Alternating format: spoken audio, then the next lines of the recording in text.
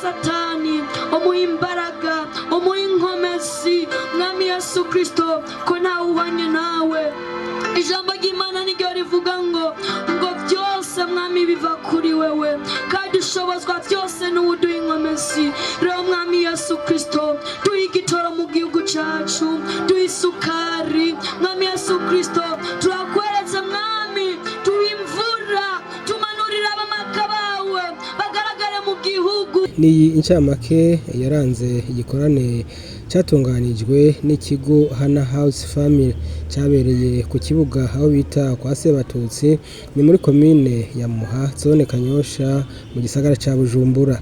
Reka rero tubanze twumvirize Nsabimana Jean Bosco umukuru w'ikigo Hana House Family atubwire intumbero y'iki gikorane. Urubanza nishirahamwe Hana House Family rifadikanije n'urunani rw'amashirahamwe y'abigisha b'ama Sunday School aha muri komine yacu ya Muha. Yego. Gwerekeye ku rubanza rero. Gwerekeye mu nzira yo kurera umwana ari naco gituma n'icimvugo c'igikorane cacu kivuga ngo umwana mu nzira y'Imana. Tuvuga ubutumwa biciye mu nkino zitandukanye tukavuga ubutumwa biciye mu ndirimbo hanyuma hakaba n'ubutumwa bugaragara. Iyo umwana twebwe tudashatse ko akurira mu Mana akurira kwa Shetani inzira ni zibiri ahitamwo gukorera Satani canke agakorera Imana mugabo twebwe duhitamwo kwigisha umwana kurire mu nzira y'Imana kuko nitutamwigisha isi zomwigisha bisaba rero ko tubiyigishiriza kubera kibihe ni bibi abavyeyi nabo nibakironka umwanya wo gushobora kwigisha abana babo babibereye mu matelefone abandi avuye ku kazi aca yicira ku kabare avuye ku kazi yicira mu mashirahamwe avuye ku kazi yicira mu manama no ku marigara ntibaronka umwanya ntibakironka umwanya wo kwigisha abana ariko byari byiza ku mwana kurira mu nzira y'Imana umuvyeyi agataha bakayaga umwana agakura afise icatinya. Nongere ndabasabe tubandanye turaba ibirori byaranze ico gikorane hari kuri wa 24 Kigarama umwaka wa 2024. Ku murongo wa kabiri tutamwe gusoma ku murongo wa kabiri mugaturabye ijambo ry'umutwe yavuga ngo Elisa akizana amani imibembe.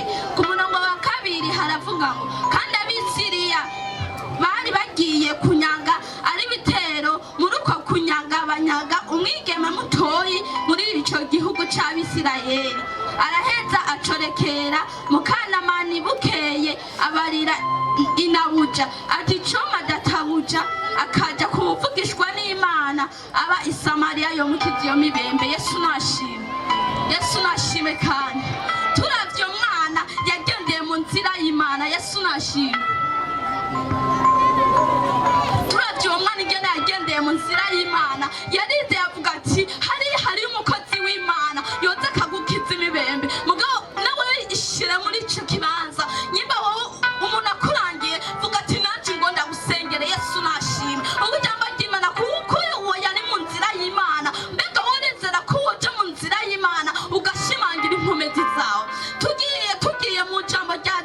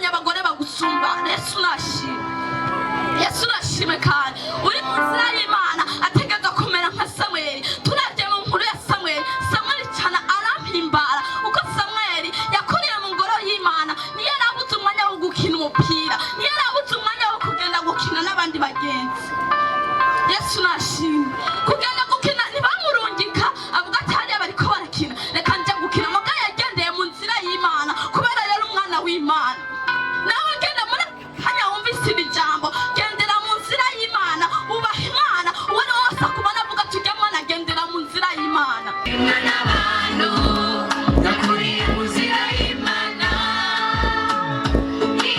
yashimwa Yashimwe n'Imana, yashimwe n'abantu yakuriye mu nzira y'Imana. Ni Yesu, nzira niwe nzira y'ukuri n'ubugingo, niwe nzira dushingana mu bwami bw'ijuru. Yesu Ni Yesu, ni Yesu, ni Yesu, nzira n'ukuri niwe nzira y'ukuri n'ubugingo, niwe nzira dushingana mu bwami bw'ijuru. Ni Yesu, ni Yesu, ni Yesu. yashimwa Yashimwe n'Imana, yashimwe n'abantu yakuriye mu nzira y'Imana. Ni Yesu, nzira niwe nzira y'ukuri n'ubugingo, niwe nzira dushikana mu bwami bw'ijuru.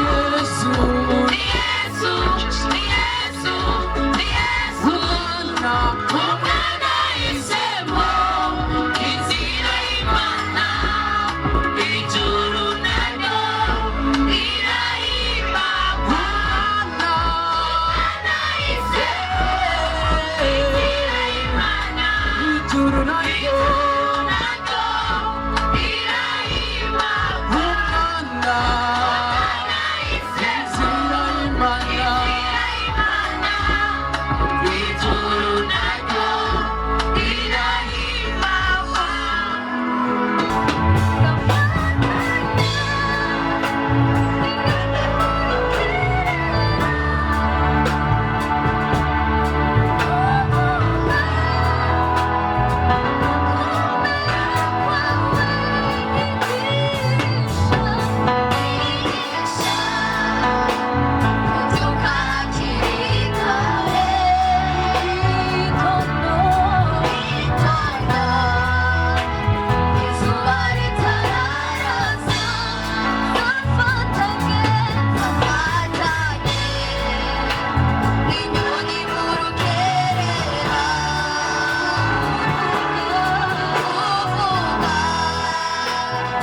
Gukomera kwawe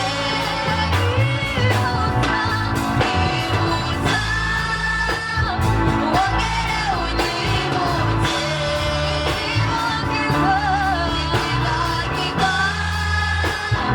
ndabibuza nyibutse